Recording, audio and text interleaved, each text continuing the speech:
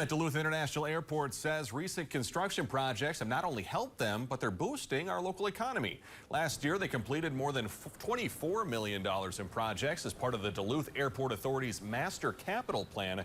Projects included restructuring the primary taxiway and renovating one of the general aviation ramps. Those projects required 39,000 construction hours, leading to an estimated $49 million in regional economic impact.